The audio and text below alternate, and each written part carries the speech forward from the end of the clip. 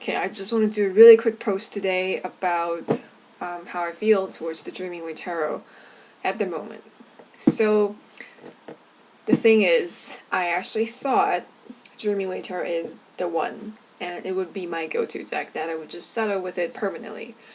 And as it turns out, I'm actually not settling with it permanently. I mean, I still really like the deck, it's still one of my go-to decks, but I just feel like right now I'm getting drawn to the Steampunk Tarot by Barbara Moore and Ellie Phil.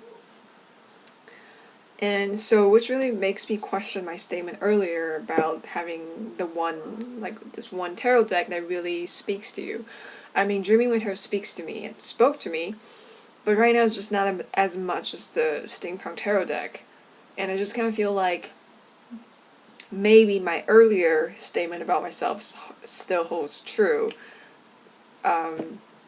Being that you get drawn to different decks at different times of your life, which makes sense, I think, because at different times, different images speak to you differently. It might speak to you on a more intimate level, on a more personal level than this previous deck that you were using, that you were really connected with.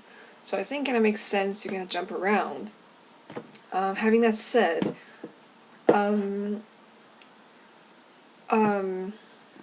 I think I am kind of finding Dreaming Way Tarot deck a little bit too simplistic in a way that just because the little white booklet that comes with the deck doesn't really explain much about the symbolism and the choice of imagery.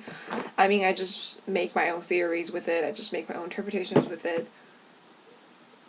But yeah, and I just feel like I might have just jumped into a conclusion too quickly earlier in saying that it's the one deck.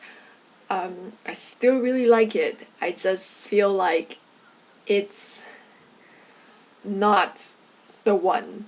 Or it's probably the one for now. It was true for a period of time, but I just feel like since I feel like I haven't explored enough decks to really say that that's my deck.